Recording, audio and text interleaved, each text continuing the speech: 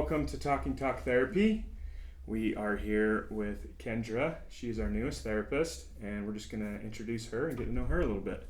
Thanks, I'm excited. Yeah, thanks for coming on. So why don't you give us a little story about you, all the personal details, like where you're from, what got you into therapy, that sort of thing.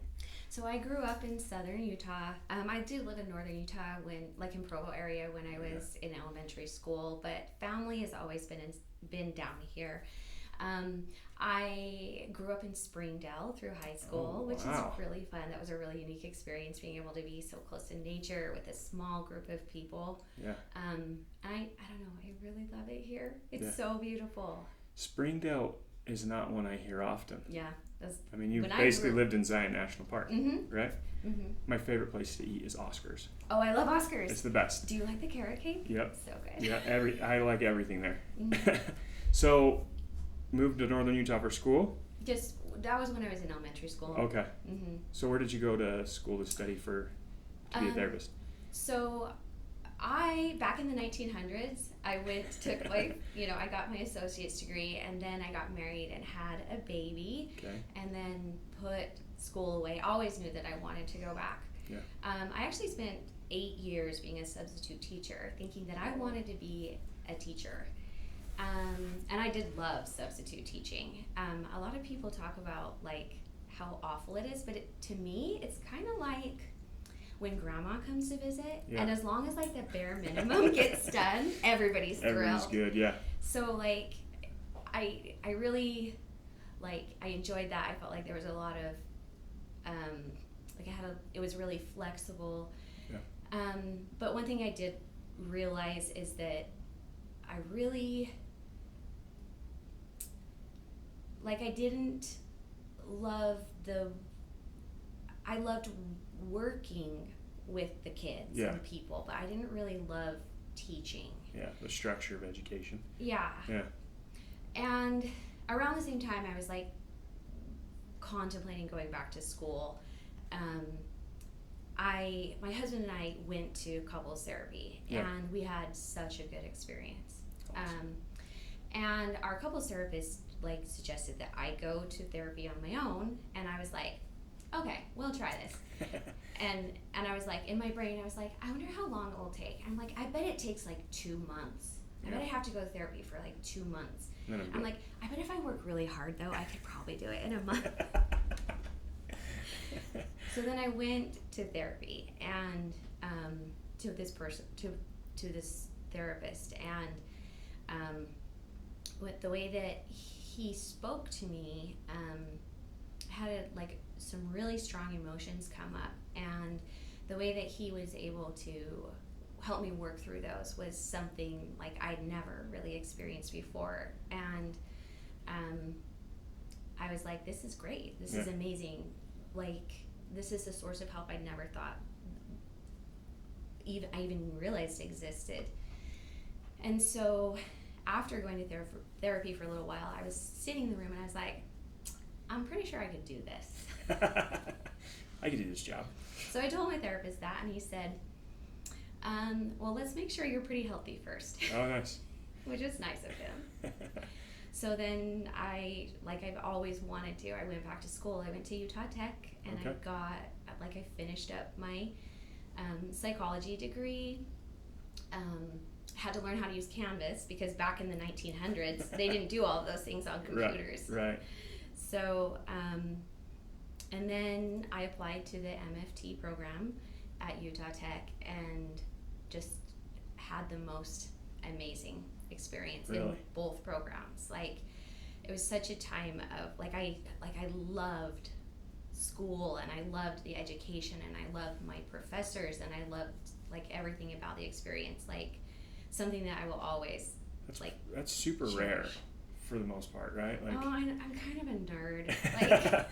I get it. My wife can knock out school. She's got 2 master's degrees. There's just some people it clicks for.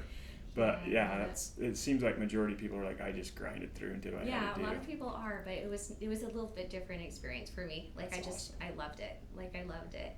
I'm actually still teaching a class at the university. Are you really? Because, just one little 10-10 class, just because I love the education environment. So how long have you been practicing for?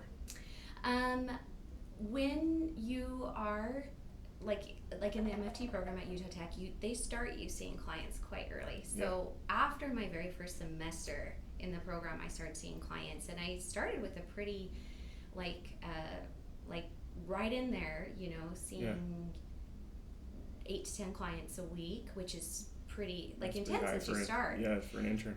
But I loved it. Really? I loved it so much. And so I've been seeing clients for probably about 18 months. Oh, wow. Mm-hmm. That's awesome. Mm-hmm.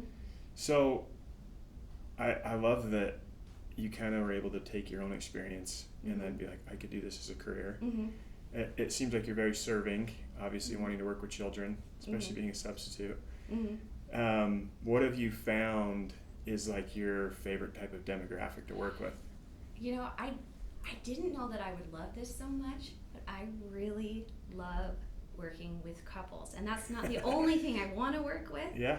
But I really love, there's just always something going on. Yeah. Like it's like boom, boom, boom, boom, This week we were ready to kill each other. But here's the thing, like a couple comes in and there's that energy of like, we love each other, but we don't know what to do with this emotion. Like we try to work through it, but we just end up hurting each other, and then they bring it to therapy. Yeah. I'm gonna poke it. It's like the red button not to push. Except for we're gonna bring it out, but then we're gonna work through that in a way that's different than we've done before. Yeah. You're gonna slow the conversation down. You're gonna be able to communicate, like seeing each other, and then you have new experiences.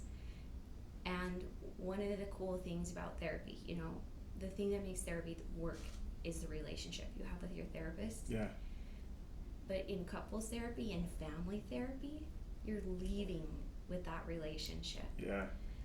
So, I don't know, I just think that's something that's really special and unique. You don't hear too many people say, I love working with couples. I know, what's wrong with that? Especially high conflict, right? Yeah.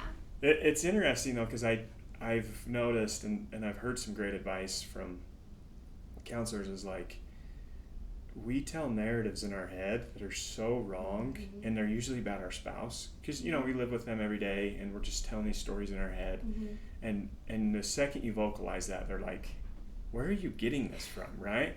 So to have a therapist be able to like navigate through some of those stories and that internal dialogue that we're having, I think is so valuable. And the best piece of advice I ever heard was like, what if you just believed each other? And I was like, assume positive what intent. do you mean? Like, well, when he says that he's still wildly attracted to you, what if you believed him? Like, what would happen?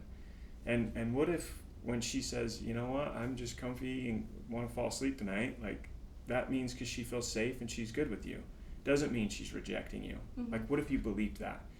And I was like, wow. Like, how powerful is that if we just stop telling these stories in our head that, let's be honest, probably stem from insecurities, and we just believed each other. Yeah. Like, we'd probably stop fighting a lot more. But it's so hard to navigate through all those insecurities and all these false narratives that having an expert sit back and go, hey, let's talk through it. That's so valuable.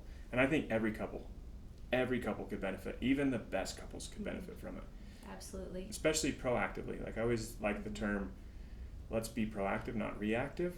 I feel like some people wait till they're in an actual crisis. Most people do. To go to therapy, and it's like, come in before you even get married. Let's go over some premarital tips, and here's the things that are going to pop up, or there's a life transition into parenthood. Come see a therapist. We can help you with that. Yeah, the Gottmans talk about how there's such a significant drop in marital satisfaction after the birth of a first child. It's actually a really great time to seek therapy proactively. Really? I have a few couples who I've worked with through that transition, and it's made such a big difference for them. Even having the knowledge that things will be different and it's normal and it's okay. That's cool. So obviously you figured out on your own that there doesn't need to be a stigma surrounding therapy. It's okay to go. What would be your one piece of advice for someone that's like, you know what, it's just not for me. I don't need to see the psychiatrist, or the typical narrative of like, I don't need a shrink. What would be your advice to somebody like that? There's you're talking about the stigma surrounding therapy, and that makes it scary. Like, there's this thought that goes through your head, like, what's wrong with me? Like, am I so broken that I need somebody to come fix me? And the truth is like, therapists aren't fixers. No.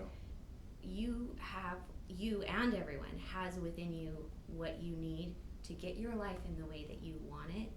I just get to be a lucky fellow traveler who's really good at asking questions. I really do believe that people are genuinely good, and that they have the capacity to grow. And sometimes life is just really hard. It's hard to be a human. It is, especially nowadays. And I think to piggyback off that, like, to have somebody affirm your positive attributes too, because like, I think the one thing I hear a lot is like, I don't need somebody to sit there and tell me what I'm doing wrong.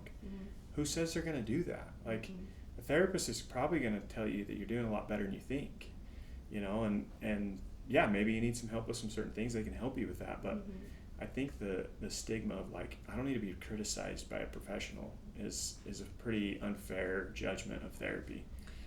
Part of my job, and something that's like my privilege, I say it's a job, but it feels like a privilege, is that I am, like, anything that you bring to me is free from judgment. One of the ways that I work is, there's a model of therapy called internal family systems, and that model talks about how every part of you, every behavior, every wound, hurt, comes from us trying to do the very best that we can with the tools that we have. And sometimes those wounds cause us to do things that don't necessarily benefit us. And so that's where we hope for change. But even those complicated behaviors spring from the goodness of a human. That's genuinely how I see people. That's so great. That's so great. So obviously you're here in the St. George office. You have openings? I do. Cool. And free 15-minute schedule? Absolutely. Cool. It's really important for people to figure out if they vibe with a therapist, because if you don't vibe with your therapist, you need to find another one. And that's why we offer those free 15-minute consults. We want to make sure we find the right fit. We have 60 therapists to pick from across all locations. Amazing therapists. Such good therapists, and you included. So appreciate you sitting down with me. And if anybody needs an appointment, you know where to come. Awesome. Thank you. Thank you.